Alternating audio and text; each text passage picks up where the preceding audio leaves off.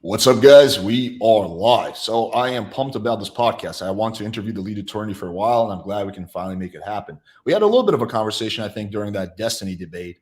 But yeah, I'm glad we can kind of get into it. So yeah, thanks for coming on, man. Appreciate you. No problem. Thank you for having me over here. I appreciate you having me up the last time with that debate with or that conversation, let's say with Destiny and On the the lead other too, yeah. gentleman. Yeah. Yeah. I thought that was super interesting. The conversation that y'all were having even before I was on and after was amazing too. So thank you for having me on here. I really do appreciate it. Yeah, it's a pleasure, man. So I guess the first question I want to ask you is I'm curious, how did a like a lawyer get involved in the manosphere? Yeah, no, that's interesting. When I first decided to start a YouTube channel, I wanted to start something where I could tell people, and specifically men, what the situation was with family law. For those who don't know me, I am a 20-year divorce attorney here in Atlanta, Georgia. I've been retired for a couple of years, but before I retired, I had practiced like 20, 21 years.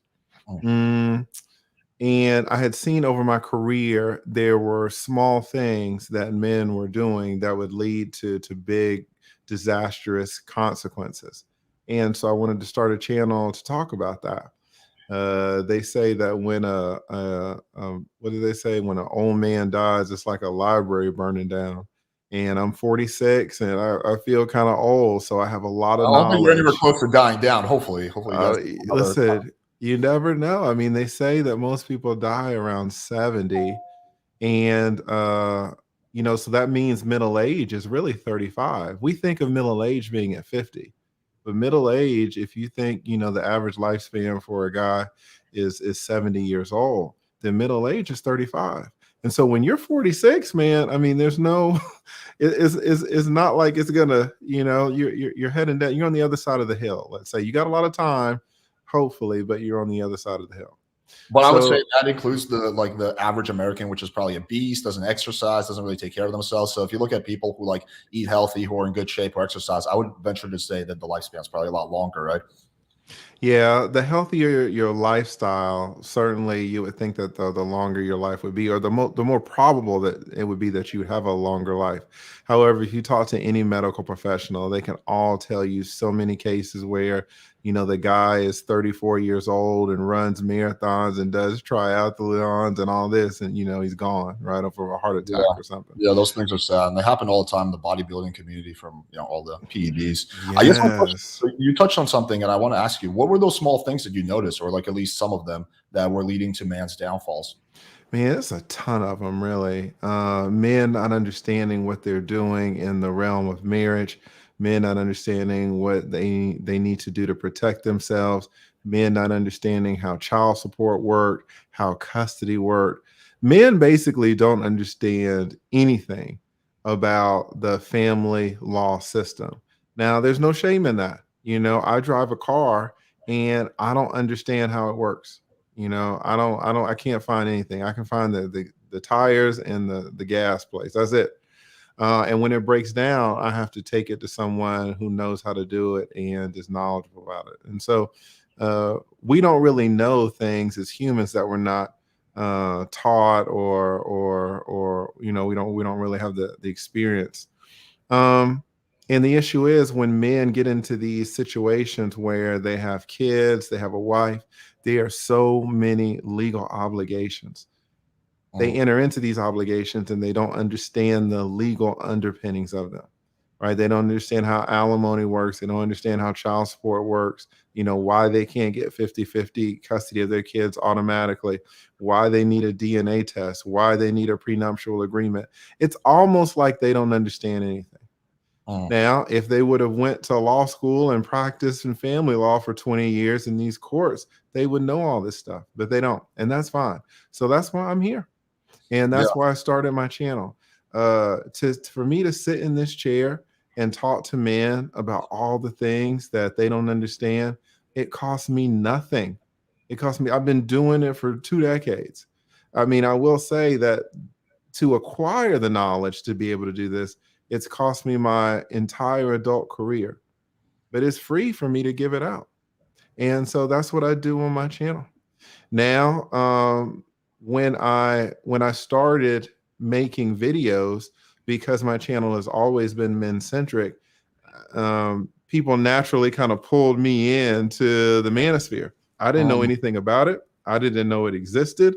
Um, and then I learned that there was a white manosphere and a black manosphere, right? Because if you look at my original videos, if you go back to my very, very first videos, I didn't know there was a white and a black manosphere. I was using black people on my thumbnails and white people on my thumbnails. I was using black people in my B-roll and white people in my B-roll. I didn't know that there was this separation, this segregation. But as I you know traveled on in my journey through YouTube, I kind of got adopted by the Black Manosphere, and I got a lot of my viewers from that. Yeah. So that's what I was in. And some people will say that I was never in it.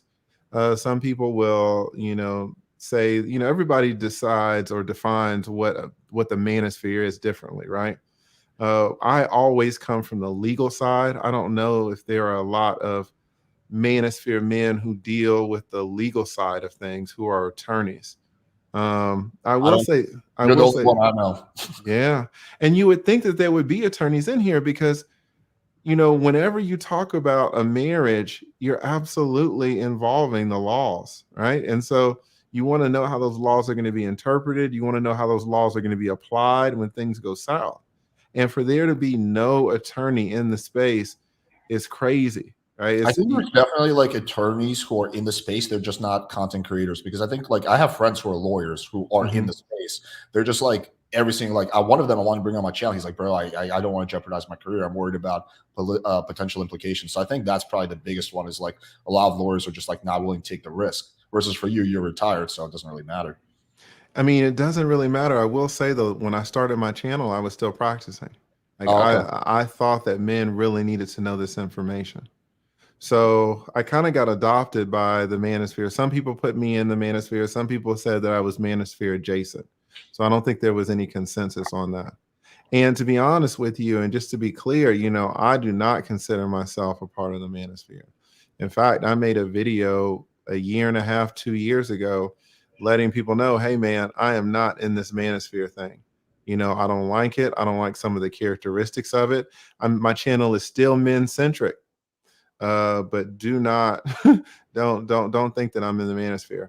And a person that told me to do that, like really opened my eyes to some of the stuff I was seeing, was Kevin Samuels. Kevin and I had a close relationship. We would talk on the phone all the time, and he'd be like, you got to get out of this Black manosphere space. There's some good content creators in there, but you got something different going on, and you don't need to be in there. Your channel, your direction is just, you're headed in a different direction. And so I made that video about the manosphere. I got a ton of pushback from it. Not pushback, I guess a ton of anger. He was saying, fuck the lead attorney and this and that. But yeah, I got out. And to be fair, a lot of people have gotten out either quietly or loudly. MTR, Mediocre Tutorials and Reviews. I'm not sure how much you know about the Black Manosphere, but Mediocre Tutorials and Reviews, he got out. He made a video saying, hey guys, I'm out.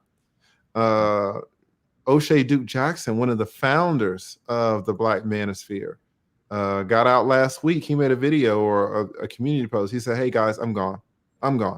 So, I got out early, but, and the brothers in that space, most of the brothers and the sisters, to the extent that there are women in the Black Manosphere, I mean, we can argue about whether that's a thing or not, but they're the women in the space and the men in the space, they're good content creators with a good heart, and they want to do good. So this is not me shitting on the Black Manosphere.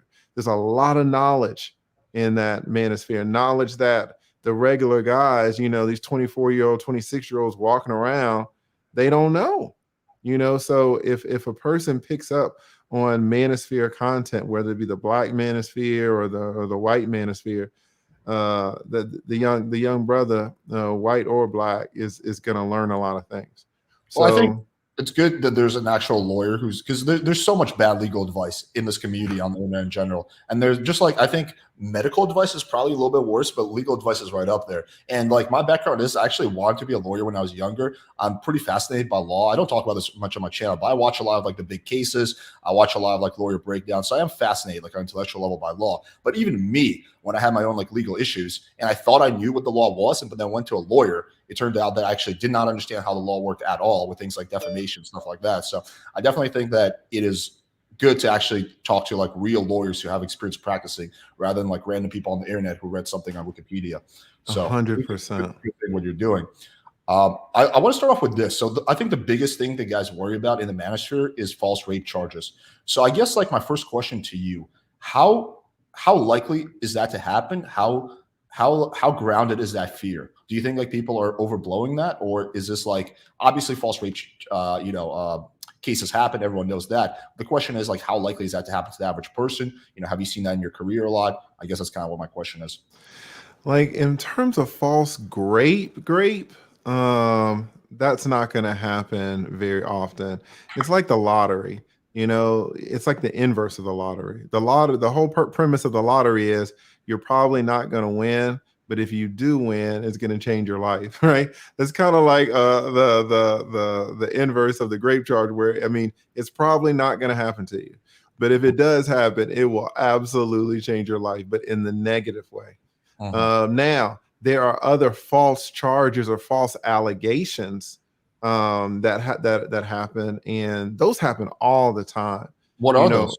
well, like a woman and a man. Let's say they're married and or dating, whatever. They have some type of relationship, and they're in a heated argument. And then the woman, slaps the guy, and the guy doesn't do anything. And the Mhm. woman goes to slap the guy again, and the guy kind of grabs her Mhm. hands and kind of moves them away. And then she calls the cops, and she says that the guy beat her up. Well, if there was a camera there, you would see clearly that this guy did not beat her up. This guy was only protecting himself, never hit her, never struck her.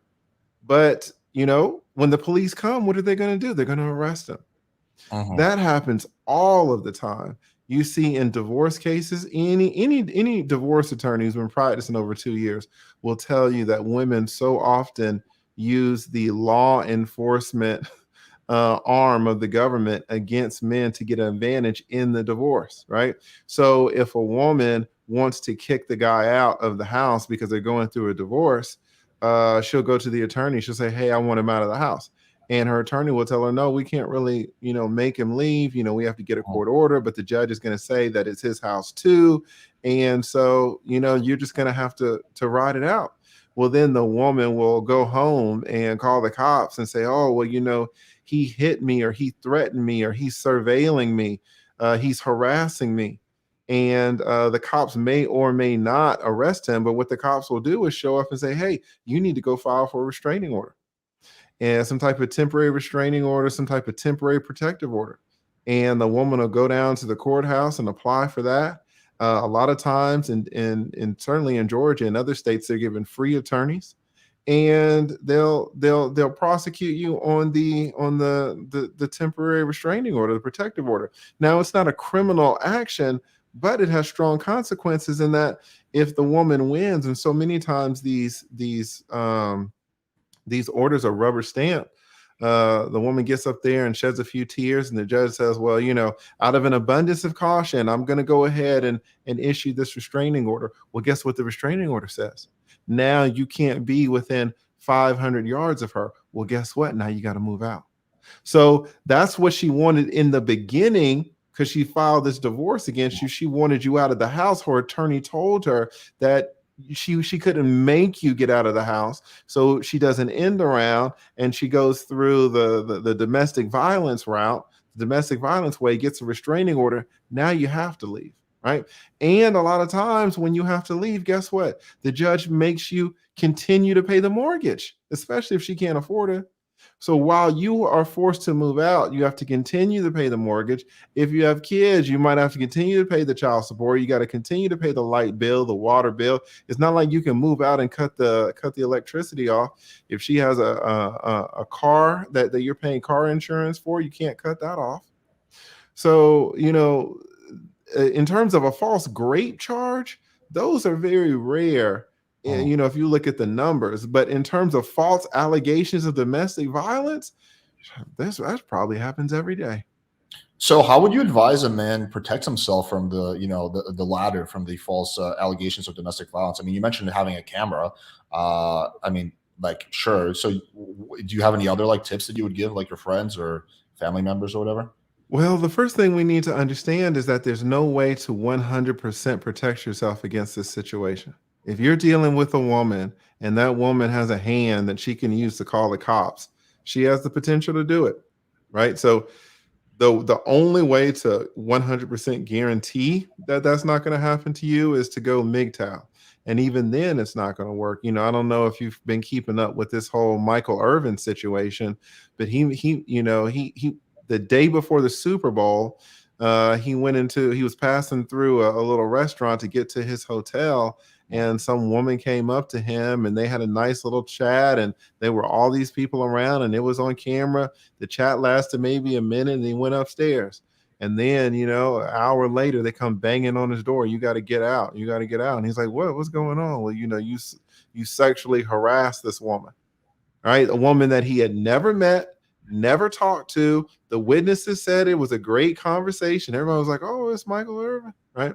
So he didn't even know this lady, and she put this false charge against him. Because of that charge, they did not allow him to commentate on the Super Bowl, which was the very next day. So he lost a lot of visibility. He lost a ton of money, and he's suing that woman and the hotel for $100 million. And things are going well in his case. And Mhm. so, when you say, well, how can you didn't ask this, but some people will say, well, how can I guarantee that this never happens to me? You cannot. You Mhm. need to be on an island with nobody around, and particularly not women.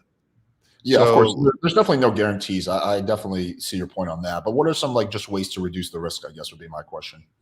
well, ways to reduce the risk, you want to deal with women who are sensible. You Mhm. want to deal with women who have a lot to lose. If you're dealing with a doctor, Mhm. or you're dealing with a dentist, an accountant, and an architect, you're dealing with a businesswoman, you're dealing with a woman who's got some sense, she's going to be less likely to do that.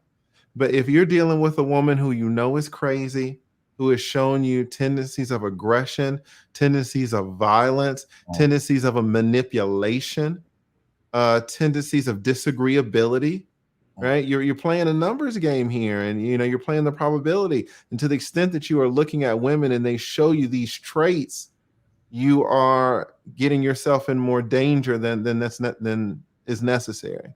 So a man really needs to sit back and evaluate the woman that he's with. Now, in the whole red pill space and this and that, you got a lot of, or game space. It's all about, oh, well, let me run game on this woman and I meet her and I have sex with her on the first night. Well, you can do that. The issue is you have not had the proper chance to evaluate her. You Mhm. have no idea what her middle name is. You have no idea what her mama's name is. You have no idea what her personality traits are, what her character is like.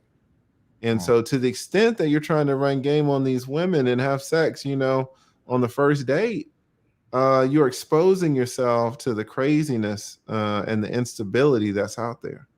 No, I definitely agree with your point. I think a big part of this is careful screening. So I did a video on because guys constantly ask me like, and I agree with actually what you said also about false, like actual legit false rape charges being like really uncommon. So yeah, I think like guys in the Manosphere like worry about it too much, but it's still a risk, right? And it will absolutely destroy your life, even if you're not convicted, even just the accusation in terms of social, career, whatever. So this is the advice I always give. I guess I'm curious what your thoughts on this. I would say the first one is exactly what you said, which is very careful screening.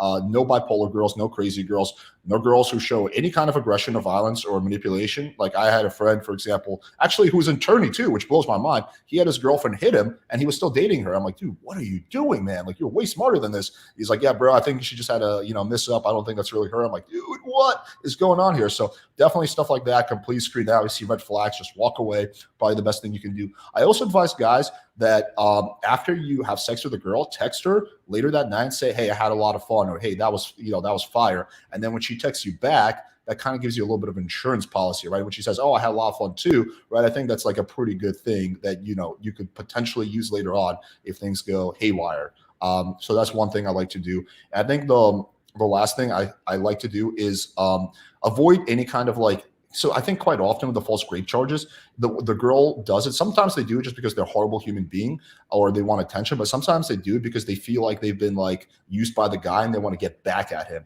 So avoid any kind of lying to the girl, right? Just like being honest can actually lower your risk too, I think, and just being straight up versus if you sleep with a girl under the pretense of being in a relationship with her and then you disappear on her, right? She feels like deceived and then she's like, you know what, I'm gonna screw him back, right? But if you avoid that and you're just straight up like, hey, I just want to have a one night stand, then there's a less of a chance of that happening. So what are your thoughts about that?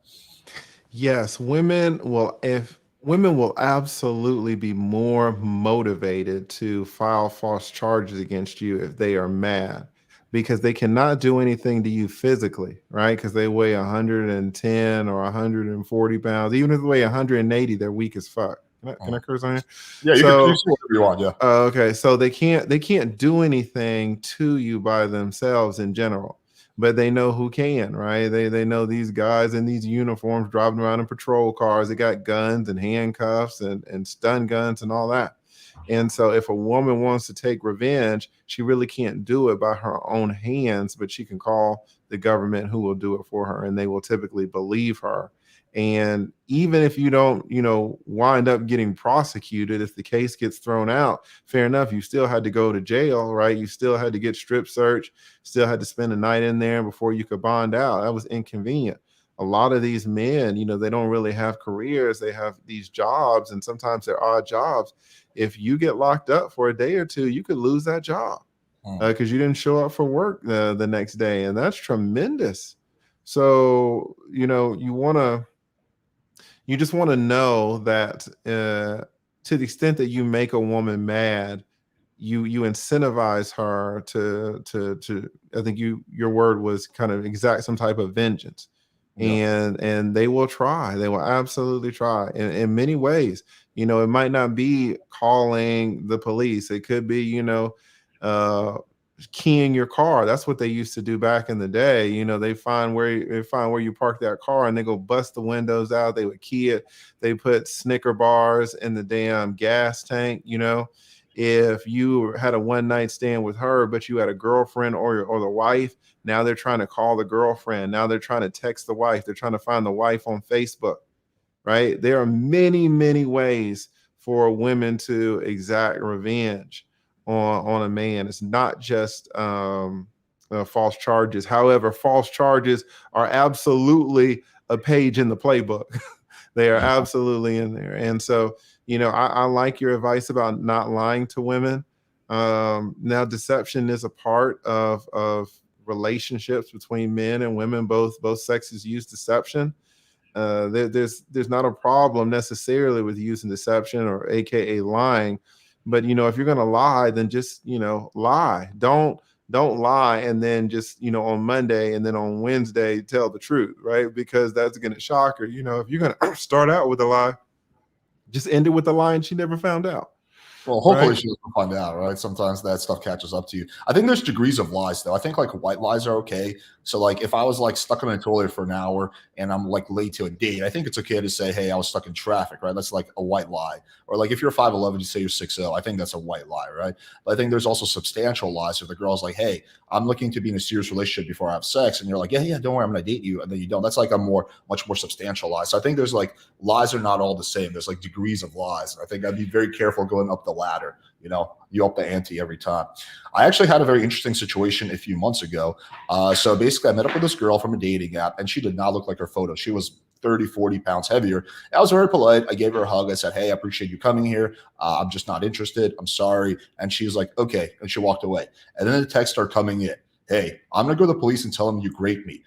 My vagina is bleeding, and I'm going to tell them you did this. I was like, I saw you for 2 seconds. We were in public. And she just kept going on and on how she's going to go to the police, how she knows lawyers, how she's going to end my life, literally because I just rejected her, right? Now, fortunately, nothing happened. She never went to the police. Also, if she did, I think I would be okay because it was all in public. There's cameras there. But yeah, this stuff is women. There's like, what's the expression? hell has no, like, a woman scorned or something like that. Like, I don't know, I forget what the expression is, but that's the point. Yeah, like sometimes most girls will deal with being let down by just like whatever, letting go and moving on with their lives. But there's some that will get really vindictive for sure. So definitely gotta be careful. Yeah, Um, women do not take well to rejection. Men don't like rejection if we're honest, but we gotta. It's part of being a man, right? So we yeah, just suck we're it up, used to and it. yeah. Well, used to it is a strong word because men, it's not like it doesn't. You don't feel it, right? Right. Typically, especially just regular guys, but women are not used to it at all. Women, are used to men just coming on them nonstop, 24 hours a day.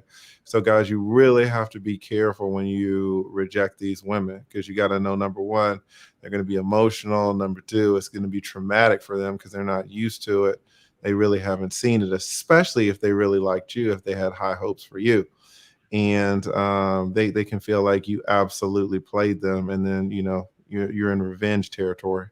No, you're 100%. Women are not used to rejection. Me and my girlfriend went out. We did a video where I was trying to teach her how to pick up girls. She got 4 or 5 rejections. She was done for the night. She was breaking down. She's on the verge of crying. She's like, I can't do this. I was like, you do realize this is like what guys go through every single day. She's like, this is horrible. I've never been rejected before. Everyone always says yes to me. Well, yeah, because it's guys coming on to you. Like no one's gonna, but now that you have to approach other girls, now you kind of see how it feels. And so, yeah, like she did not want to do part two to that video. I mean, I eventually convinced her, but it was a process. Women are not good at taking rejection. They're not used to it. It's not something they like. And when it happens to them, it really has an emotional impact on them. So the next topic I want to get into is, I guess, just generally marriage. So my question would be, if like your son or like a close friend or family member came to you and said, hey, I've been dating this girl, things seem to be going okay. I'm thinking about getting married. What would your advice be?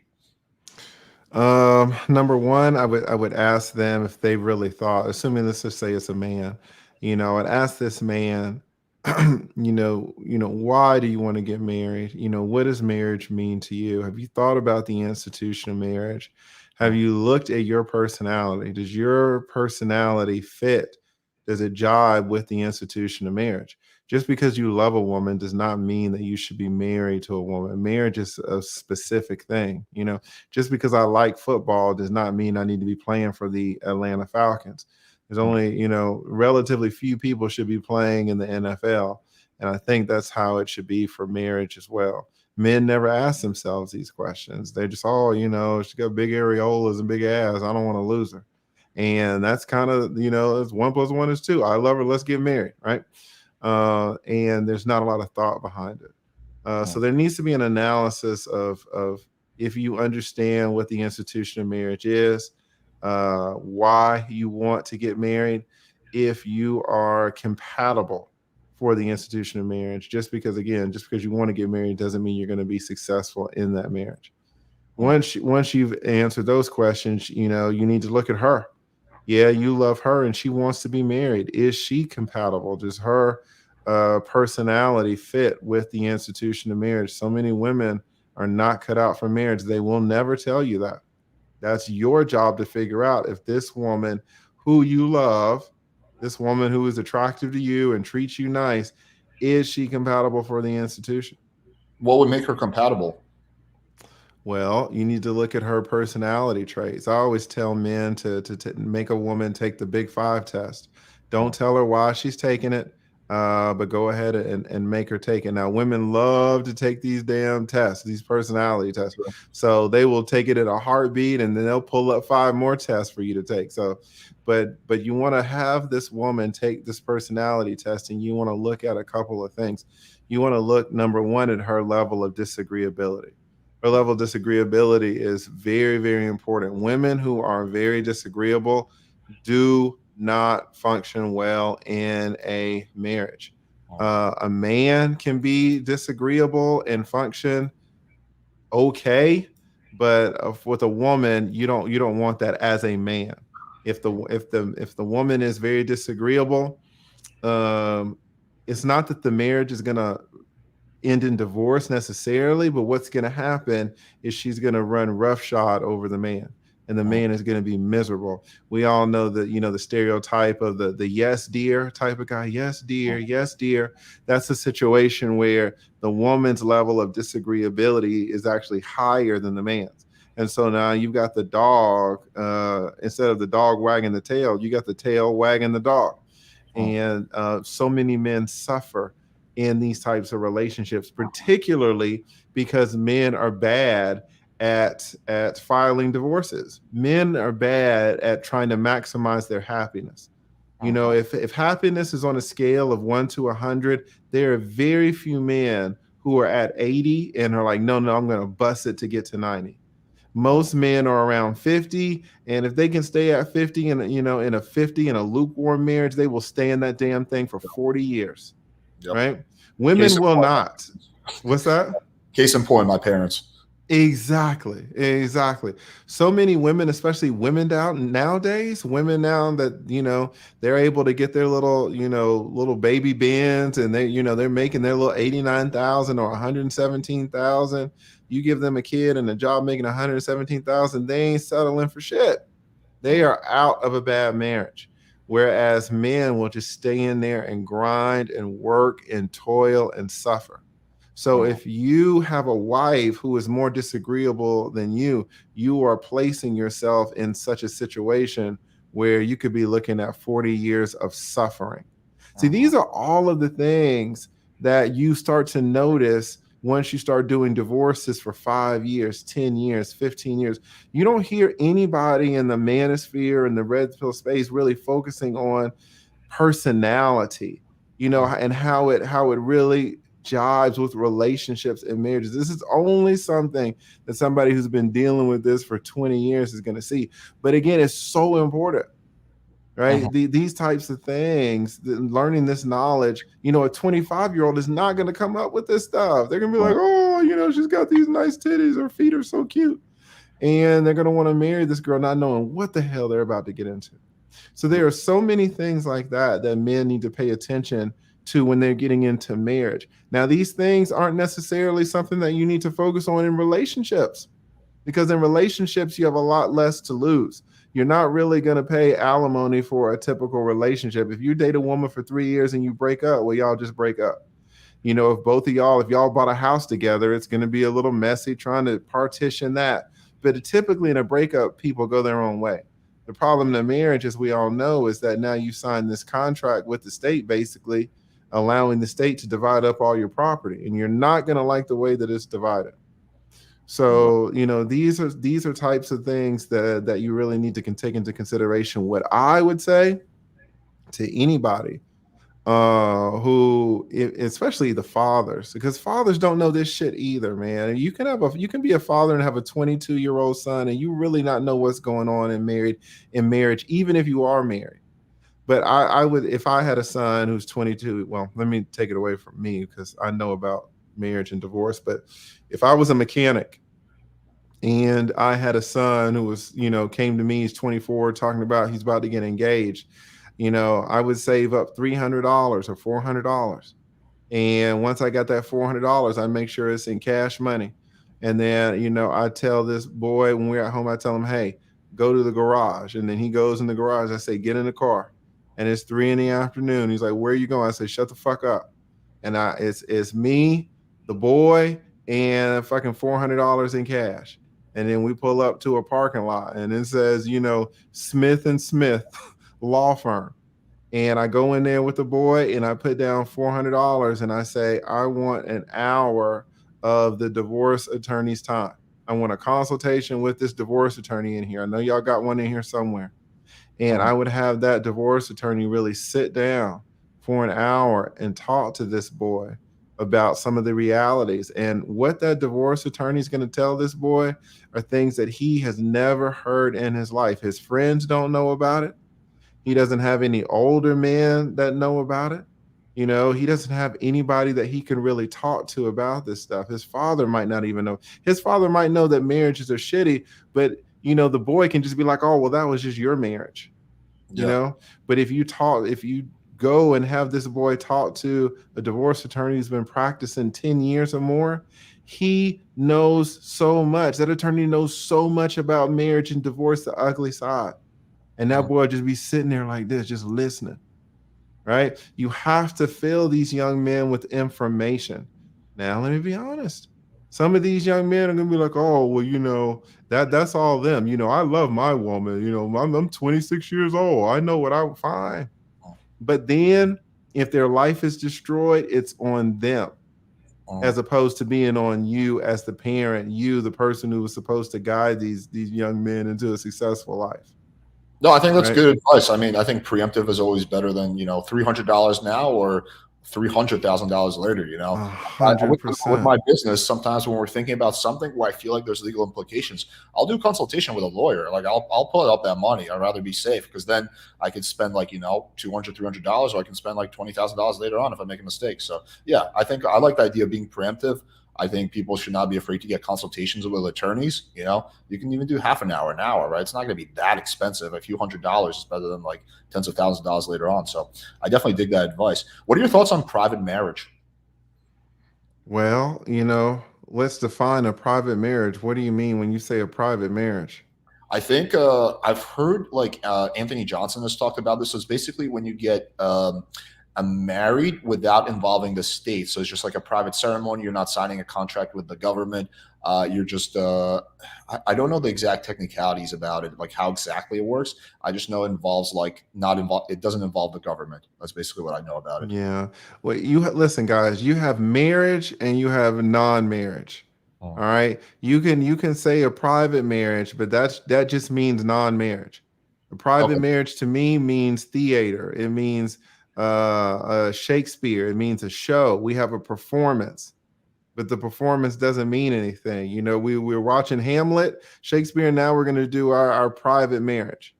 Right? If the woman wants the ceremony and all this and all that, and that's what you want, that's fine. I will tell you, most women don't want a damn ceremony. They want the real thing. What do women want? They want security, Right. a performance. The Shakespeare shit, it doesn't give them what they want. Right? Do they want the pomp and circumstance? Yes. They want to geek out about the napkins and the cake and the flowers and the bridesmaids gowns. They want to do all that. The shoes, the hair, the makeup, the venue. They want to do all that, but that's the icing on the cake. The actual cake is the security. So if you can get a woman to just, if you can just feed this woman icing and don't give her any cake, then please, by all means, go ahead and do it. But it's not. It's we need to be clear about what it is. It is a show. Now, you need to be careful with this show, because if you have this show, for example, in Texas, they still have common law marriage. And so if you go and start holding yourself out to be man and woman, and you start changing names and getting wedding rings, everybody's wearing their wedding rings and everybody believes that you're married, you could absolutely be considered married. Now in Georgia, they got rid of the whole common law thing, but in a lot of states, you have to be living like that for 15 or 20 years. In Texas, it could be a day. Oh, So wow. you really have to be careful when you start playing house, because Yeah. a lot of times the government is like, "Oh, you want to play house? Fine, let's play." And now this what did you call it? A private marriage has turned into a real marriage. Right. Yeah. I think how many is it? Like 11 or 12 states still have common law marriage. Most states don't have it, right? Yeah, it's in the minority of states. But Yeah. it does, if you, let's say you're living in a state that doesn't have it. Mhm. And so y'all are just living, and she's got your last name, and she's wearing a wedding ring, and you're wearing a wedding ring, and everybody knows you as Mr. and Mrs. Alex, but y'all aren't married. You don't have a license. You think you're good, right? And then what happens? You're like, "Oh, well, things are great in Austin. Let's move to Austin." You move to Austin, and now you start doing that. Bam, you're legally married Right. when all you did was move. So Yeah. you have to know the states that you're going to be in and those laws, right? Because it's not like there's just one law in the United States. Every single state has its own laws. Yeah. Your wife is like, hey, so babe, I want to visit Texas this summer. You're like, yeah, just 100%.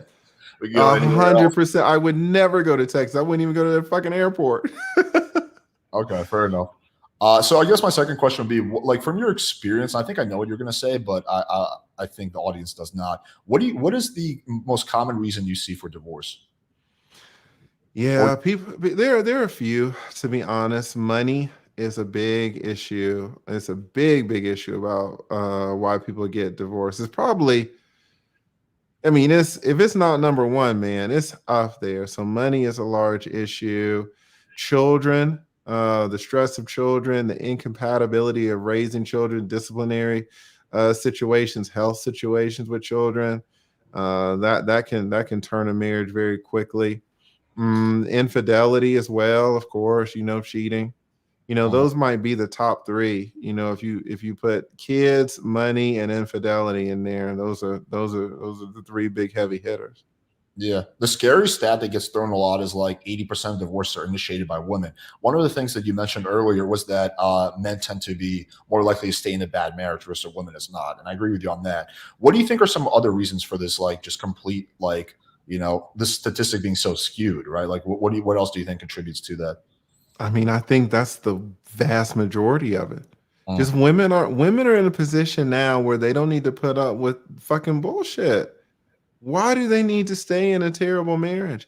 Especially when they can get out and find a man, who will take care of them better than what you're taking care of them. Or at least that's what they think. They're mm, certainly willing to try.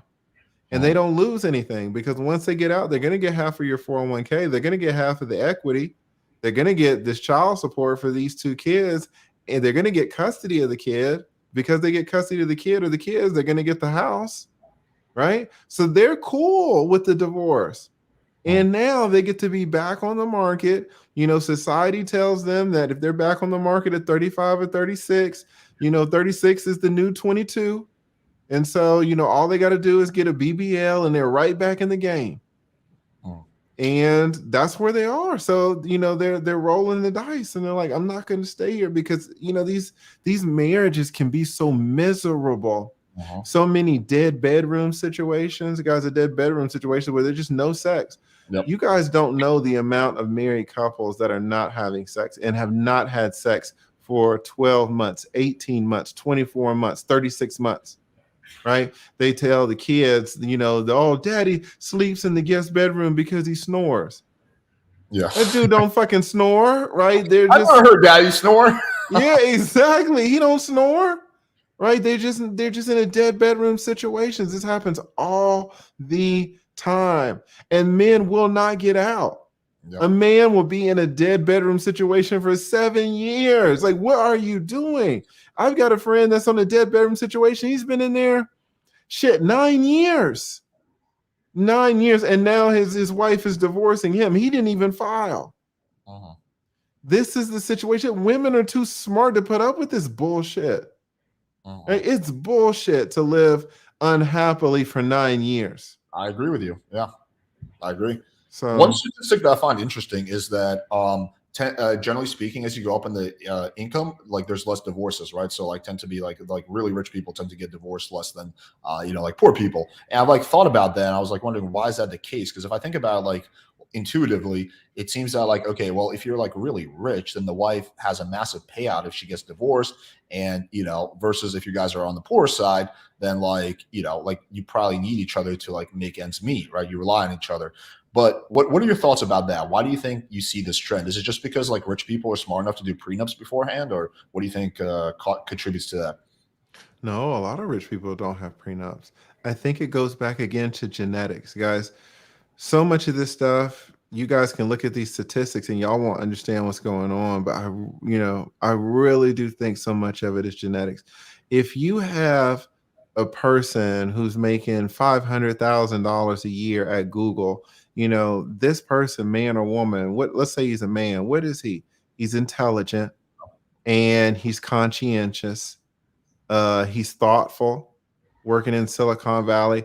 Those are the types of personality traits that function well in a marriage. Mhm. Now you take that same man, he's 26 years old, and he's making $9 an hour working at Church's Chicken. He is if you're 26 years old working down at Church's Chicken, the chicken shack, are you intelligent? Probably not. Yeah. Are you conscientious? Probably not. Are you thoughtful? Probably not. Well, what happens when you get married? Those same traits are going to be exhibited in your marriage. Plus, if you're making $9 an hour when you're 26, well, guess what? What type of man, what type of woman can you get? If women tend to date, across and up, that means she's kind of lower than you. So she's not intelligent either. She's not thoughtful either. She's not conscientious either. So you have two unintelligent, unthoughtful, unconscientious people trying to make it for 50 years together. How the hell is that supposed to work? Yeah, I think that's a fair point. Yeah, I don't have any disagreements with everything you just said. I mean, I think that's probably true. Like, I do think there's probably, I mean, of course, we're talking about in averages, but like if you're a guy who's like high up on the dating marketplace, you're like top engineer at Google, you're probably not going to date a trailer girl from like, from a trailer park. You're probably going to date like some upper middle class like chick who is an interior designer or like a nurse or something like that. And those tend Yes. to, on average, be less likely to be disagreeable or have emotional issues or be bipolar and whatnot. So yeah, I can see that. I can see how logic falls that way. I think one of the things we wound up agreeing on during that debate was that people tend to get into relationships and marriage from emotional reasons rather than logical reasons. Quite often, it is emotional. There's no logic like being applied. It's not like It's not like 99% of guys are sitting there and doing an honest like cross analysis. Okay, this is the pro. This is economy getting married. It's like an emotional decision. So yeah, I do like your advice about taking the emotion aspect out of it. Be like, all right, I like this girl. She makes me feel good. Let me think about this logically, and then getting a third party perspective from like a lawyer or something like that, and kind of walk you through the pros and cons of doing this. So I've heard this, that prenups can get thrown out in court under certain conditions. How commonly does that happen, that prenups get thrown out? It's not common at all. But if certain conditions are met, it's absolutely common, right? Let's say that you try to draft your prenup yourself, which some guys try to do. What is a prenup, guys? A prenup is a contract. A contract is a special document. It helps to have training to draft this special document. If you are untrained to draft this special document, why do you think this special document is going to be valid? Why do you think it's going to function? Doctors can take out spleens. I have a spleen. Can I take out my own spleen if I'm not a doctor? Is that procedure going to go well for me? It's not going to go well. Alex, people have their spleens taken out every day in this country. It's fine. But what would happen if I tried to take out your spleen? It would go terribly because I'm untrained. Right. So you want somebody trained to draft your prenup. When you're untrained, there's so many things that people do wrong, that men do wrong. So that's a huge one. If your document is invalid, it's just going to get thrown out, and it should be thrown out because it's based on the law, right? Also, a lot of men are scared to ask these women for prenups, right? So what they'll do is, they'll give the woman the engagement ring and the woman's super happy. And then she starts planning the damn marriage, right? The damn wedding. So now, she's booked the venue, and now she's booked the catering, and now all the family members have their flights. Right. And so the family members are coming in from out of town. Now the bridesmaids have all bought their dresses, and they got the makeup scheduled and everything. All deposits have been put down. And then at the last moment, here comes the guy with the damn pen. Oh, baby, I know we got everything paid for. Yeah. Can you sign this? And, she's crying and shit, and she signs it. Well, guess what? That prenup's probably going to get thrown out. Right, because it's like emotional distress, right? Yeah, she signed it under duress. She put all that money down on the damn on the all deposits on the wedding. Her family members are coming in, her friends are coming in. It's going to be a huge embarrassment, right? A judge will absolutely say, you're not going to do it like this. I always advise men to get the prenup signed 6 months before you buy that ring. If you get that prenup signed 6 months before you buy that ring, that's good. That's the gold standard right there. Also, she needs an attorney. Now, the gold standard would be for each one of you to have your own attorney. So she has her own attorney. Why is it good for her to have her own attorney? So that she can't say, oh, well, no one read this to me. no one explained it to me. You know, he had an attorney, but I didn't have an attorney, so I was at a disadvantage. There was a power dynamic that was unequal. Well, if she has her own attorney, guess what? The attorney has helped draft that agreement. The attorney has read that agreement to her page by page, paragraph by paragraph, line by line. She cannot say now that she didn't understand it, she didn't know the contents of it, right? So you're cutting off all of her arguments. Right. That's to have your prenup hold up. You want to cut off all of her arguments. If you do that, your prenup will absolutely hold up. You know, you want to make a full disclosure of what you have. Some guys, sometimes people lie in these dang prenups. You know, you have to list your assets so many times. And they'll say, "Oh, well, you know, I got this house here and I got the rental house," but they don't want to list, you know, the 200,000 in Bitcoin. Well, now you've got a fraudulent document. You say that you're only worth this much, but you're really worth that much. If she can prove that you lied in that document, a judge will throw it out. Yeah. Right? Yeah, I think I would say that if you're not like confident about talking to your partner about prenup, you should not be confident about marrying her, right? So that should be like a no-brainer type of discussion. Yeah, and I think those are No-brainer. all good points. Yeah, like if you do it like like on the wedding night, that's probably not going to work. And yeah, with the lawyer, I know Correct. from firsthand experience with me. Long story short, but me and my girlfriend were having someone else threatening to sue us when we got a lawyer. We got a lawyer together. There's like 20 million waivers we had to sign that like, hey, you understand that blah, blah, blah. She had to actually sign a lot of stuff on her own. Like, hey, you understand that this is Alex's attorney. He's paying for it. There's no conflict of interest. Like there's so many disclaimers that we have to sign. So yeah, I mean, I understand that part. I would say, yeah, separated lawyers, that's probably a smarter move for sure. Yeah, I mean, I think we covered a lot of good ground. I guess my question is like, what are some of the other things that you feel like we missed that guys should watch out for?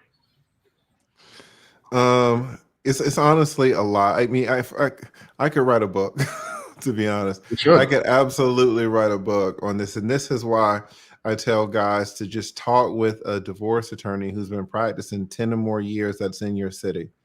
Go and pay the $300 and $400. There's so many things that are not. It's information that is not present in the manosphere, black or white. It's information that's not present on YouTube. It's not there yet. That's why I'm here. Yeah. It's just a ton of stuff. We look at marriages and divorces in a different way. Because that's all we've been doing for our entire adult careers is managing these marriages and divorces. I've had so many women just sit down in front of me and tell me, their deepest, darkest secrets, their deepest, darkest fears. Same with men, right? And when you hear men talk and you hear women talk and you hear the reasons why men say they want a marriage, you hear or a divorce, you hear the reasons why women say they want a divorce. And sometimes they're lying to you, sometimes they're lying to themselves, right? You just start to see humanity and you start to see the institution of marriage in a very different light. People typically do not know what they're getting into when they get married. They just don't. They just think, especially men, right? Especially men. Women have a closer idea of what the real deal is. Men do not.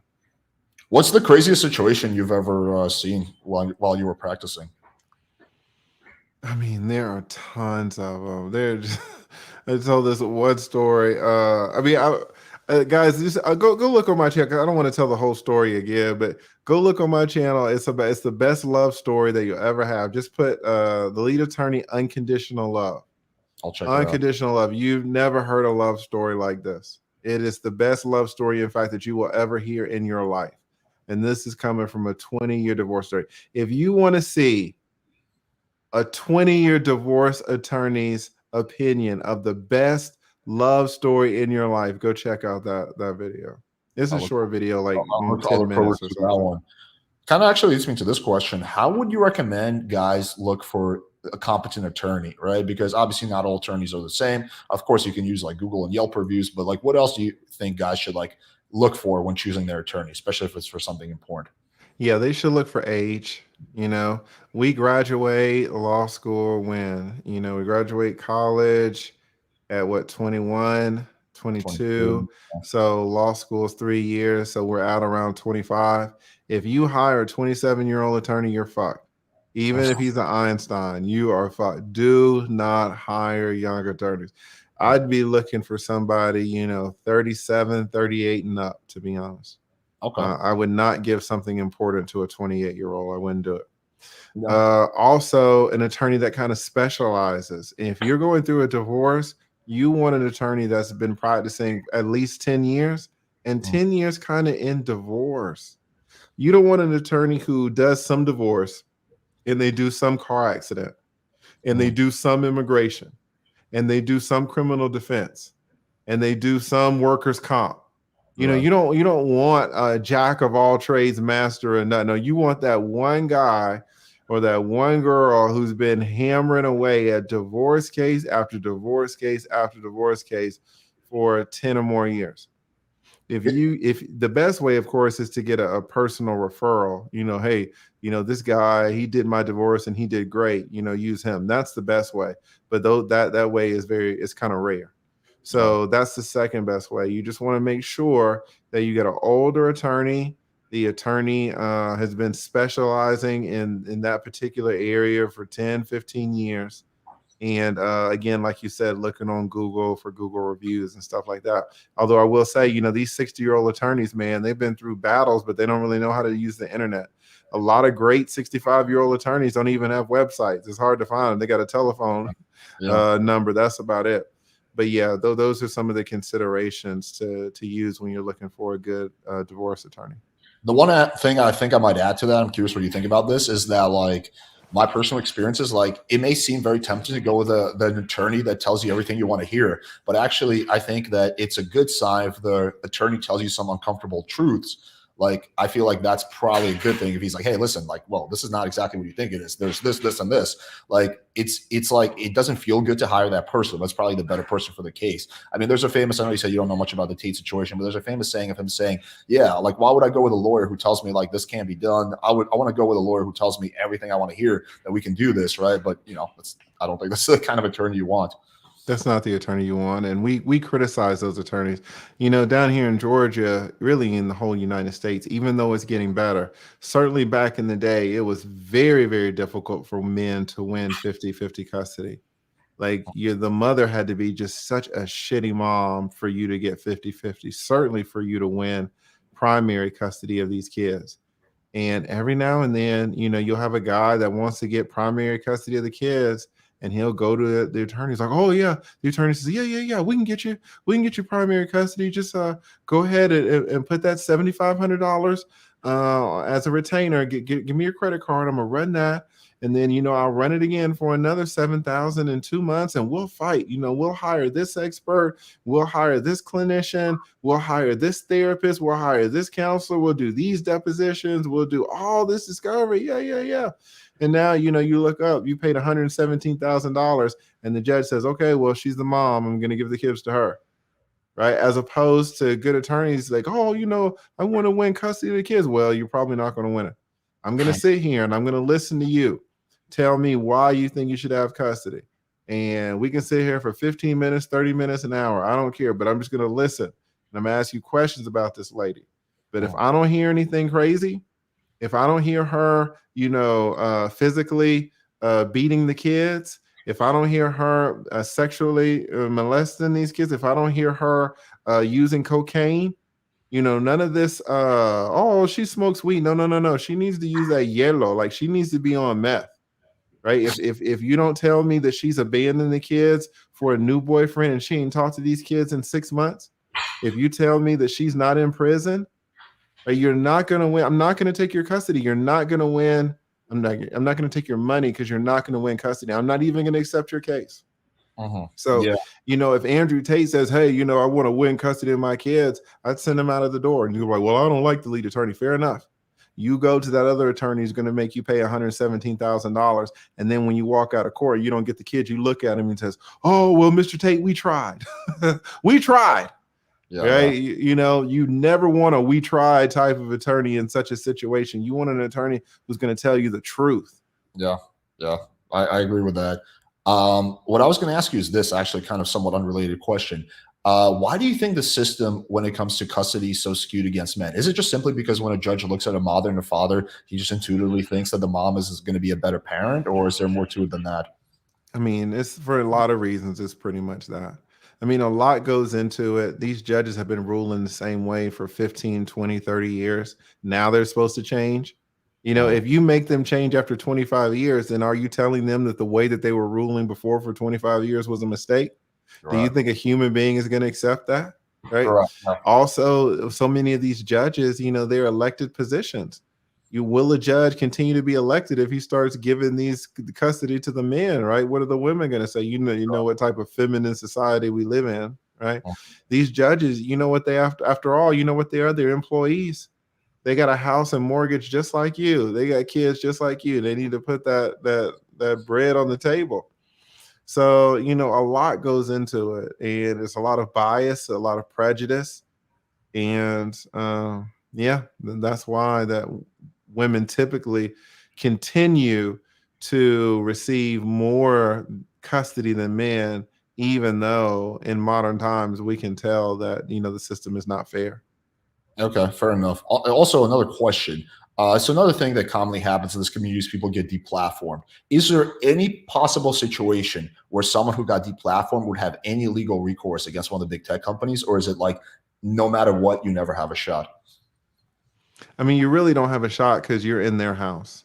Right. You know, you don't have a right to be in their house. If Right. you come to my house as a guest, then I have the right to kick you out now. You know, it's not like you're paying to be here like a tenant or something like that. Right. Right. But if you go into a restaurant as a guest, they can ask you to leave. And if you don't want to leave, they can call the cops and get you up out of there. Yeah, Right? that's what I No thought. one, yeah, so no one has a right to be on Rumble. No one has a right to be on YouTube. It's just not a right. Yeah. No, that's kind of what I figured as well. All right, guys. So we're gonna get into the Q&A portion of the show. So get your questions in there. I see already quite a few good ones. Welcome back. Content STLA. Who was the NBA player who bailed on the wedding day because of no pre-up? Oh, that was a funny story. Are you familiar with that story? That was my second video. That was the second video I ever did on my channel. That was Stacks. That was Steven Jackson. Amazing video. Guys, I would tell you to go watch the video that I did on it because it is great. The message is great, but it was my second video, so the production value is bad. But I used that case because it shows manhood. What I see a lot in men is a lack of manhood. It's go along to get along. You know, I don't want to talk to this woman about prenups because I'm scared. I don't have a backbone. She might say no. She might take them big areolas away from me. You know, it's this groveling, this kind of childlike behavior. And that man just, you know, when it came down to it, he did something that most men would not have the power to do, and I've seen it. So yeah, shout out to DG who said that. I really like the video that I did on it. You know, Yeah, it that guy wasn't. was badass. He wasn't messing around. He was like, "All right, you're not gonna son.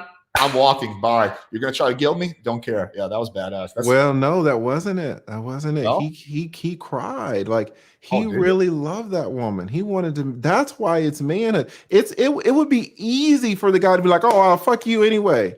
But that's not understanding how men are. Men fall in love with these women. It's not just all, you know, forget you type of thing. That's diminishing the value that he placed on this woman, and Oh, it's I didn't diminish see the crying part. Yeah, you might be right. it's diminishing the importance of his decision. That's why it's so great. If someone makes a decision like, "Oh, fuck it, take it or leave it," I'm not gonna applaud you for that decision because you didn't care either way. Mhm. But when it came down to it, and he really wanted to marry that woman, but he just could not, you know. And his mother came. I think it was his mother. She was at the wedding, and he was crying. And kind of she put his chin. He was sitting down and she was standing up, and she walked over to him. And you know, he's crying, he has snot coming out his nose, and grown man, NBA player. And she put his chin in her hand and she lifted his chin up. She Mm. looked at him and she said, you know, you became a man today. Oh, right? I did not see that It's one. a fantastic story. Like this is one of the things that I don't like about, the whole Andrew Tate red pill type of thing. It kind of makes men seem like we're just machines and everybody's like a Rambo or a Rocky, and it's not true. This is not how most men are. We have Right. feelings.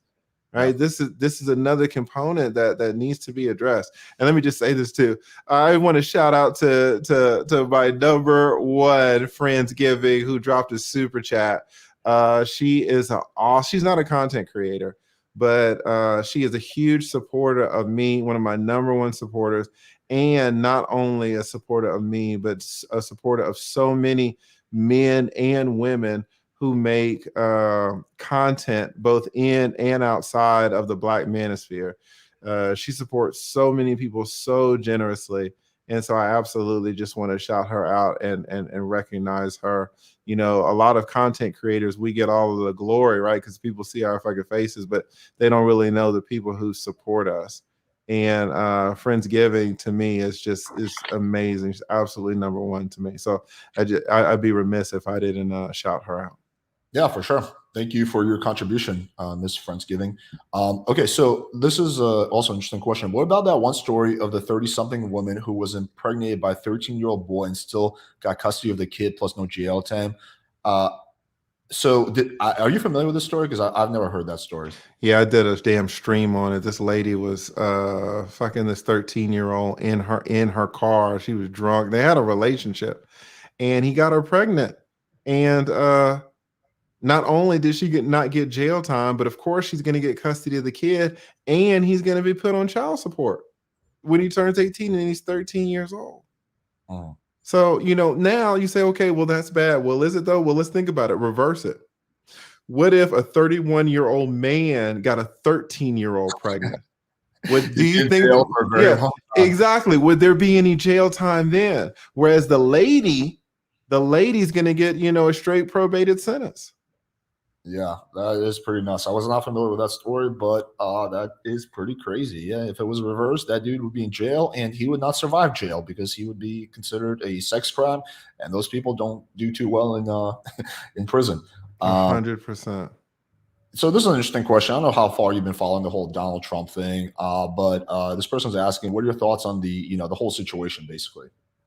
Yeah, I don't know what's going on with Donald Trump. It says he has 34 felony charges levied against him from Stormy Daniels. What are the felony charges? So yeah, part of that is not true. They're not all felony charges. They're only some of them felony charges, and it's also, I believe, so I think it was 34 separate incidents of forging business documents or something like that. I know the big thing with him was that basically it was like people think that's because he like paid off a porn star, but that's not really what it was. It was a violation of campaign finance laws. So it hasn't. It's not the fact that he paid her off. It's the fact that he didn't disclose that. And according to election law, you have to disclose anytime you spend money or anytime you get money, right? He didn't do that, and he basically had his lawyer take out a home equity loan to pay this chick off, and then he paid him back in for fictitious legal fees that in theory didn't happen, which is what the prosecution is arguing. And then he also covered it up and lied about when he was asked. So I think that's part of it. The other one is there's New York. I don't know that much about like specific New York law, but there's something about like when it comes to having a business, like there's things you can't, like, I don't know, there's certain things you can't like lie about. And I think he lied about some of those things. As far as I understand, that's basically the gist of the story. Got you. Yeah, I don't really know anything about it. It's a fascinating case, but I do think that the one misconception with this is that people are saying that, again, by the way, I'm not making a claim on whether he's guilty or not. I don't know. Like, well, obviously that'll have to play out, but people are making a claim this is like the first time this has ever happened. But that's not really true. This happened with John Edwards, who's a Democrat. I think like half a decade ago or decade ago. So this is not the first time this case has played out. But I do believe the law is being applied in kind of a novel way. So it's going to be a very interesting case. I don't know. We'll see what happens, I guess. Do you follow like big time like legal cases? Does that fascinate you at all? Like the Johnny Depp thing and stuff like that? Yeah. I'm over, there's a manosphere, right? Well, there's also a law tube. Law tube is kind of the analogous thing to the manosphere. And, law tube can be just as toxic as the fucking manosphere. So a lot of people have gotten out of law tube. But, law tube is just a collection of lawyers on YouTube. So it's law tube. and we'll typically stream big cases. So everybody was streaming the Johnny Depp versus the Amber Heard case. Man, that took a lot out of us. Although shout out to Emily Baker, she was the biggest uh, uh, beneficiary of that. In 30 days, just from streaming, she made over like $250,000 in super chats.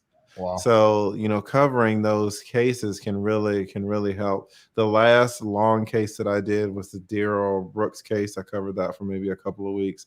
I also covered the Cardi B Tasha K case, and I'll probably cover the Sarah Boone case. That's the lady that locked her man up in the dang suitcase until he died, wouldn't let him out.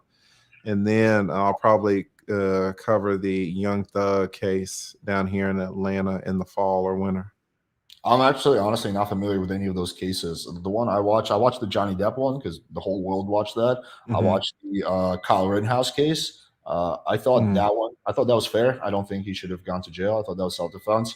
I think the defense made a good argument.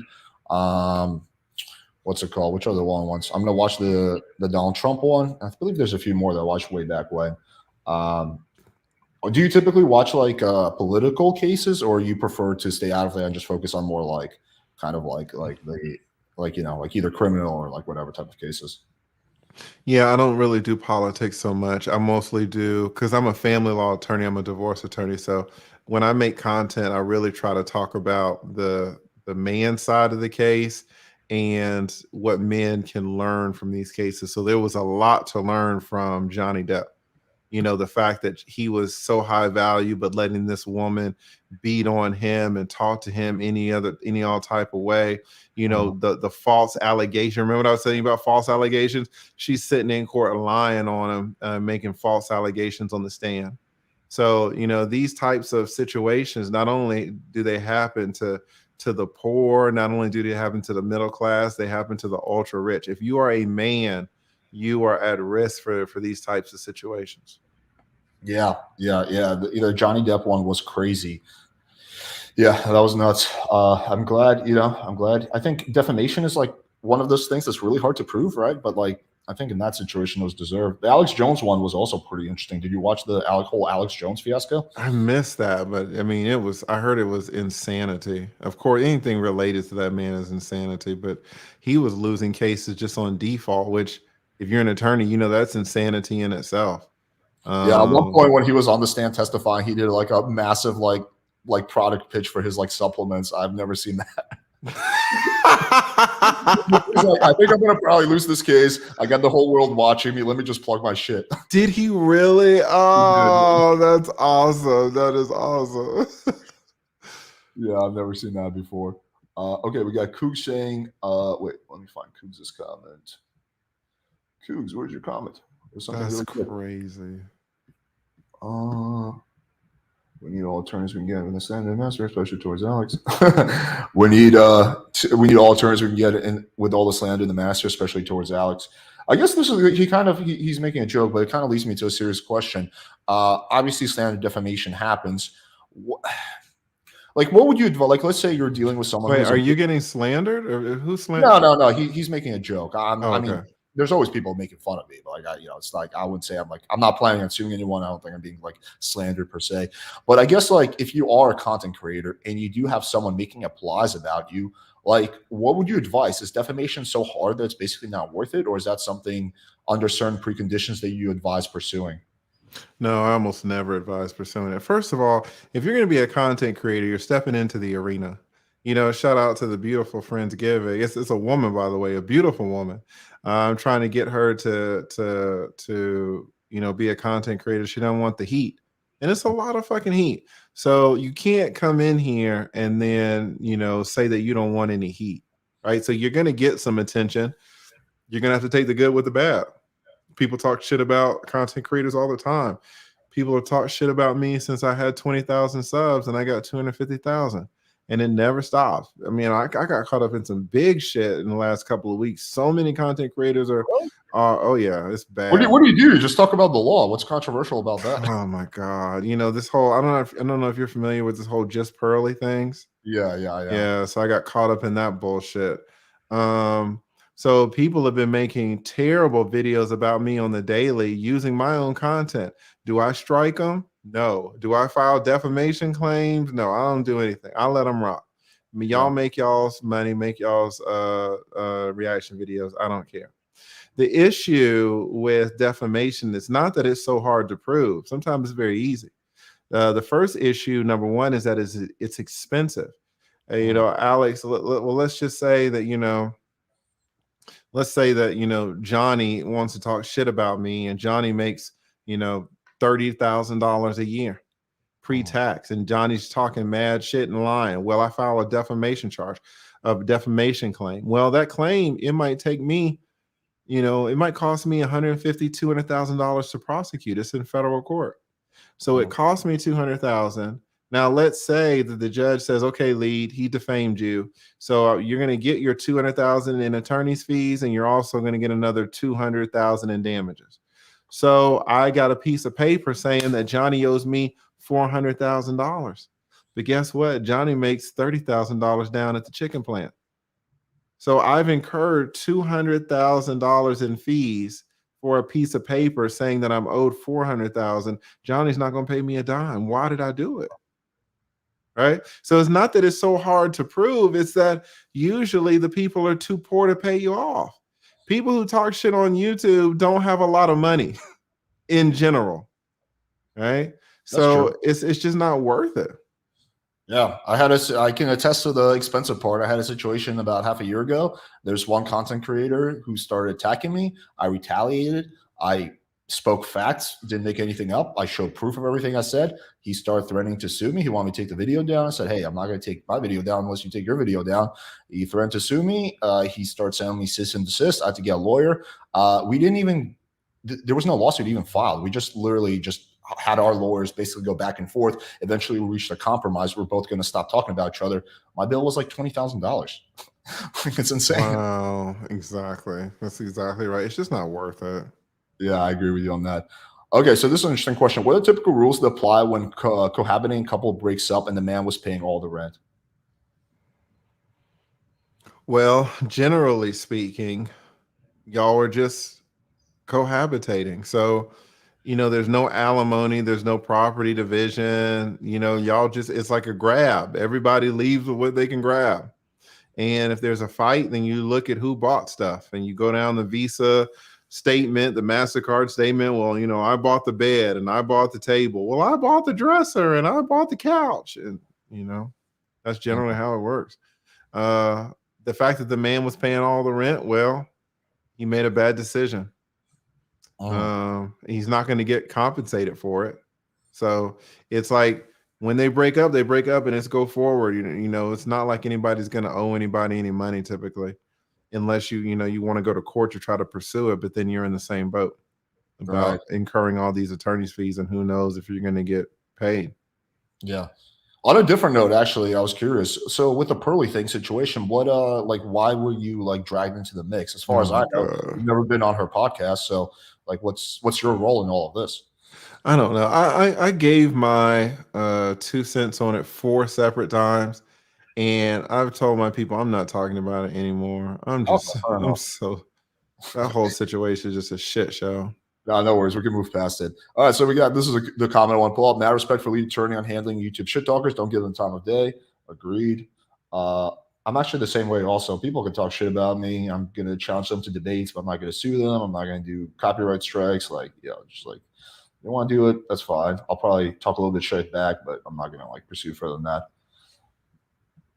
Alex, the only people that won during that legal exchange were just the lawyers. Well, yes, they were. 100%. Yeah, I've been in so many situations where the only people that won were me and opposing counsel. Our clients lost out. It's true. Yeah. I mean, they say there's a saying that when a couple gets divorced, the husband loses. Sometimes the wife loses, but the lawyers always win, right? 100%. So true. Okay, so this is a follow-up to that previous question. What if she wants to keep living there rent-free? So basically, they're cohabitating, but they're not married. They get whatever, they break up, but she wants to keep living in the apartment rent-free, and the guy's paying all the rent. What happens in a situation like that? Well, is she on the lease? Assuming she's not, yeah. If she's not on the lease, and just get her evicted. Okay. But let's assume she's not on the lease. That's what I'm saying. If she's not Oh, on the she's not. lease, then she doesn't Never have a mind. right to be there. So you just you can't just change the locks on her. You Right. can't just, of course, you can't put your hands on her and throw her out. You have to go through the legal process of getting her evicted. Yeah. Okay. Fair enough. Lead. How do assets that generate passive income play into child support where a prenup was signed? Okay. Interesting question. How do assets that generate passive income come into? Okay, this is a little confused question because the prenup doesn't have anything to do with child support. So we're just going to ignore the prenup thing because prenups, you can't put in there, okay, I'm going to pay $30 in child support. You cannot put that in a prenup. In fact, if you did put that in a prenup, your prenup would probably get thrown out and you'd be like, oh, prenups aren't shit. My prenup got thrown out.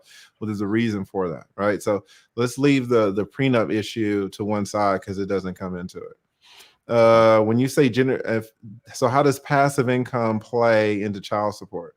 Typically, if you're a man, the judge is going to look at your monthly income, and it doesn't work. It doesn't matter if it's passive or it's active. How much do you receive per month?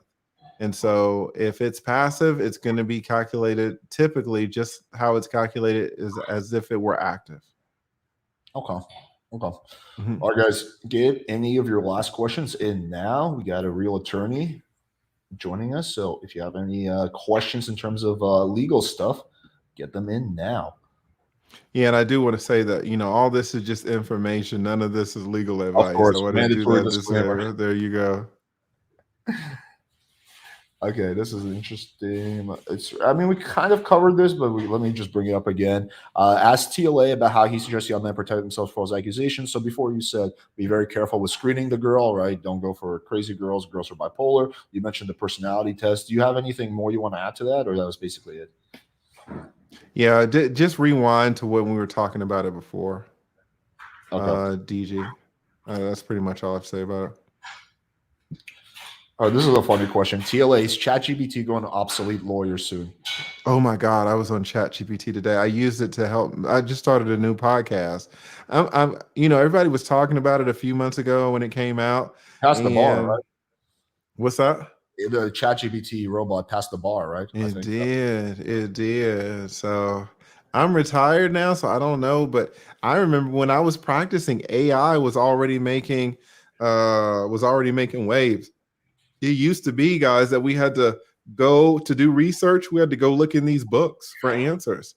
Now, if Alex files a complaint against me, I can take the complaint, print it out, scan it, upload it into AI, and AI will tell me all of the arguments against the damn complaint. It's amazing. Like, now to be honest, attorneys, we have these books here for y'all. We never use these books. Like, we haven't used these books since the 90s, to be There's honest. nothing even in the book. It's just Well, there's some bullshit in those books, but it's all old and outdated. But AI is really changing the game. Now, AI can't stand in front of a jury and look them in the eyes and convince them. But in terms of doing research, oh man, it's really helping out. Yeah, there was a fascinating situation where a girl's dog was sick and she went to a bunch of vets. They couldn't diagnose her, and then ChatGPT diagnosed the disease, and the dog is fine. That was a fascinating Wow. story. So Wow. I think it's going to really, really affect the medical profession because there's so many misdiagnoses that happen. It's extremely common. And imagine if instead of just getting the opinion of one doctor, you get the opinion of every single doctor on the planet that has ever lived. I mean, that's going to be way more accurate. So I think I'm very excited to see what's going to do in terms of medicine and like helping people, like be diagnosed and be healthier. That's kind of the part I'm probably looking forward to the most. The lead attorney, do you think that your coverage of divorce issues come off as biased towards men? Uh, my channel is a men-centric channel, so I help men. So anything that I typically talk about is going to come off to some people as biased towards men because the focus is on men. Good. Okay, fair enough. What are your thoughts on the prison industry in America? It's terrible. It's a business, Yeah. and it's capitalism, and we need prisons, and a lot of people need to be in there, right? But just there's once money gets involved with anything, it starts to get corrupted. Yeah, I agree with that. Yeah, it's private prisons is pretty shady. There's a profit motive in keeping people locked up, and then you see really high recidivism rate. Or sorry, I probably mispronounced that word, but like 90% of people that come from prison or go back into it. There's also a joke amongst like prison inmates that it's not going to prison; it's going to networking, right? Because you go in there for a small crime, you meet people commit bigger crimes, you network with them. You can't really get a job once you get out. You have this on your record, right? So it's like, what are you going to do? And then it's just like this vicious cycle that goes back and forth. And then there's a private incentive, like a money incentive to keep people in there. It's just becomes, yeah, it's kind of gross, honestly. Hundred Um, percent. you look like countries like like the Scandinavian countries, and like of course you can make the argument that like like their prisons are too soft. It's not fair. Like someone committed murder, that they're going to be like basically at like a nice like yoga retreat or whatever. But their rates of like people reoffending are like way lower than ours, like way lower. So it's like, well, maybe not for murderers or for rapists, but for like other types of crimes, for theft and drugs, like there should be a different type of system focused on like re-educating and like training, job training, rather than like just like punishing them and putting them with like mass murderers in jail. 100%. Ask TLA if there's any good advice on YouTube fair use guidelines for content creators. There is. Fair use really isn't that difficult, but you need to know it. So, Cougs is asking a great question. If he just puts in, YouTube fair use guidelines into YouTube and searches for a video that has over 400,000 views, he'll be good. Cool. Amazing guest. Please do a part 2. Hell yeah. Okay, this is an interesting question. How do you feel law can protect men going forward in the coming years from women taking assets from the average men when women ask for divorces majority of the time? So I guess he's asking, how can you leverage the law in your favor? Or you can't. You can't. Yeah, that's kind of what I figured. You have to figure out how to work within the system to your advantage. So using like prenups, there are things you can use, but most men don't even use those. Right. Most men do not use prenups. And so it's like men are like, oh, well, how can we change the laws? You're not even trying to get the protection that's available. It'd be different if 95% of the men were using prenups. You're like, oh, okay, well, all these men are on board. Let's change some laws. I mean, maybe 5%, 3% of people have prenups. So it's like, that's what I figured. Yeah, it's single digits. Yeah. A lot of men don't do that. How protect I guess the question is, how safe is a man if his ex-wife is a homemaker but experienced, highly educated, capable of making a good income? Would he still have to pay alimony? Yeah. You'd have to pay alimony. Maybe it's for a shorter time until she gets back on her feet. But if she's been a homemaker and she's been out of the workforce for 10 years, it doesn't really matter how experienced she is because she hasn't been in the workforce in 10 years. So how is she experienced? She was experienced 10 years ago, but things have changed. Right. And whenever guys, a lot of y'all are super stable. Y'all haven't, tried to find a job recently. You go try to find a job with a 10-year gap in your work history, and see how it goes. Most that's very, very difficult for you to do. A lot of people in the chat, maybe you guys have looked for jobs recently. Have you looked for a job with a 10-year gap in your employment history? It's tough. So I can imagine that. The judge is going to make you help her out. Yeah, we covered this already. The answer was yes, absolutely. Okay, here's another question. If you keep your wealth in crypto and you get divorced, what can the law even do? Interesting question. Well, the law can order you to pay, half of the assets, half of the crypto to the woman.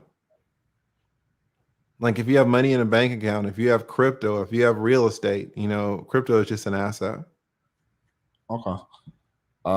Ask TLA if he heard about the guy who set his assets on fire to avoid divorce rape. He went to jail. Clearly, he says he regrets nothing. Are you familiar with that story? I've never heard of this. No, I never heard of that. Okay. Okay, here's another one. Let's do maybe 2 or 3 more. On a feminist subreddit, I read that the reason women get full custody of the child is because most men do not even ask for 50-50 custody. When asked, they're mostly granted 50-50. Is that true? Most men don't ask for 50-50 custody in court because they're not going to get it. And to be able to fight the case, they have to pay. That's the case, the $117,000 case that I was telling you about. There's no case typically that's more expensive than a custody battle for the typical man.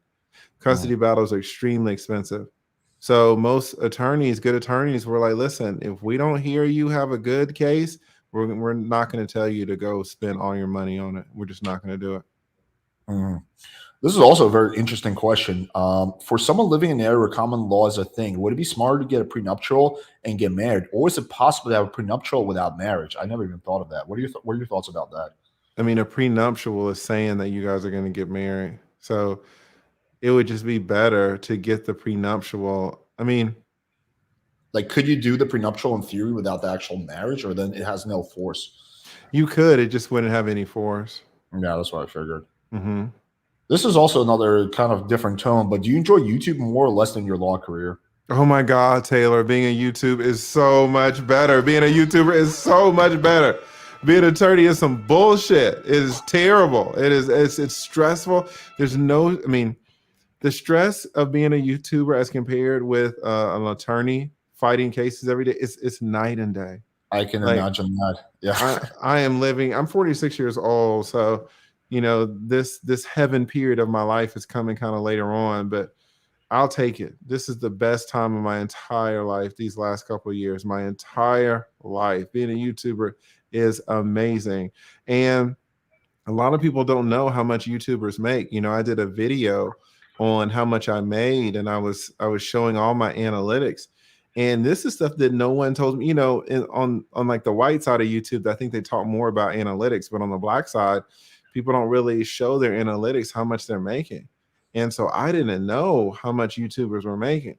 And so because I didn't know, I wanted to let everybody else know how much I was making, and it inspired so many people. And you're just up here talking shit. So that's a great question, Taylor. Being a YouTuber, being in social media is so much better than being an attorney. Hands down. Hands down. Yeah, I heard that the job satisfaction for lawyers was in the single digits, which makes it, I think, one of the lowest job satisfaction careers. Which you would think, like, you're a lawyer, you have status, you're doing cool things. In reality, what I heard is mostly you're doing paperwork. You're not really, like, it's not like Law and Order where you're in court and whatever. What are some other reasons, like, besides what you mentioned, like why you think the job satisfaction is just so low for lawyers across the board? The stress. The You're stress. dealing with you're dealing with sophisticated people, or you're dealing with dumb people. Either way, they're going to stress you out. You're dealing with high stakes every single day, and it never there's never a period where you're never dealing with high stakes. Imagine dealing with it's like being on the front line of a war for 20 years. You're going to get frazzled. The hours are long. When I was married for 10 years, me and my ex-wife used to fight. She's called me up, where are you? Well, it's 8:30 at night. I'm in the office. Where do you think I am? I got trial in the morning. Well, Right. it's 5:30. Well, you didn't marry a guy that's going to be home by 5:30, Right. right? The divorce rate for attorneys is way higher than the national average. You Oh, know, it's tough. You're trying to in the law, we say that, the law itself, we say the law is a cruel mistress. Because if you're married, you got your wife and you got your mistress. The right. law is your mistress, and it's cruel as fuck. So, with the stress and the long hours, and you can win a case for your client and your client's still pissed off. If I represent you, Alex, in a criminal case and you're facing 20 years, and I work my ass off for 8 months, and you're 20 years, 20 years, 20 years, I get you down to 2 years prison. You know what, Alex? You're pissed off. Mm, And I'm like, I just saved your ass 18 fucking years. mm, Well, I still got to go to prison for those 2 years. So even though I got you a fantastic deal and saved you 18 years of your life, you are still ungrateful, right? mm. It's just this. The status and the money is not worth it. It's not. When you get older, guys, you will start to see that money is valuable to the extent that you're younger. If you're 98 years old and you win the lottery, you might cry out of anger and frustration because you're 98. You just got to give the money away.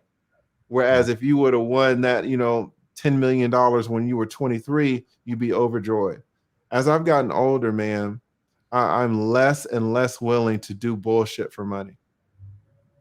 Fair enough, man. Fair enough. Let's do like maybe two more questions. So this is actually an interesting one. I'm going to rephrase this slightly. What are the risks for men if they marry a woman who makes more money than them? No risk financially, other than, I mean, financially, no risk. Do that. Do that. That's if you don't want to get a prenup, fine. Marry a woman who's making more than you. I mean, to say no risk is a little heavy-handed because you still got to split stuff up and stuff, but you will typically come out winning. Okay. All men should strive to marry a woman making more than them. You're safe.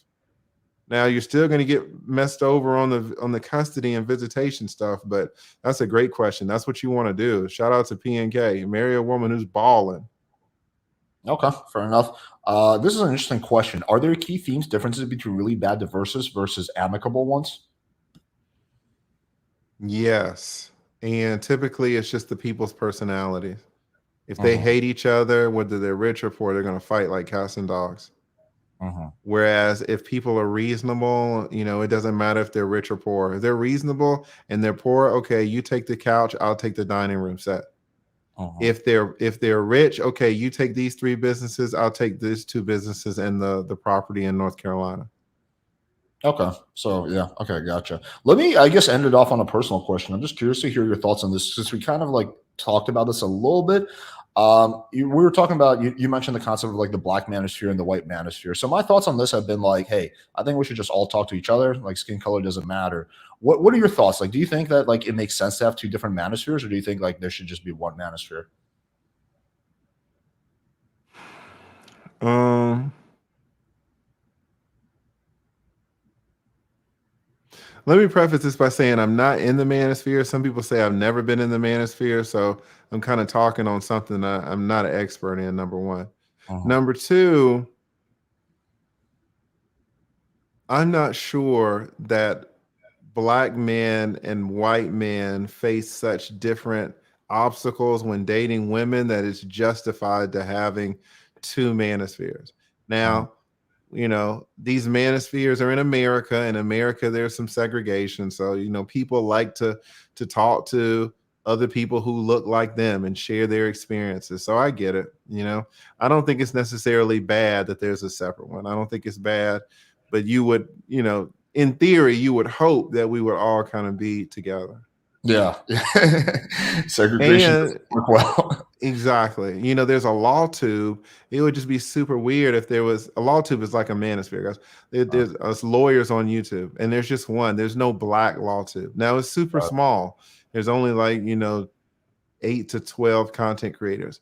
I don't consider myself in there, but there is a black attorney in there, but he's only one. If there were 7 black attorneys and 30 white attorneys, there might be a little separate thing. I mean, that's a good question, but yeah.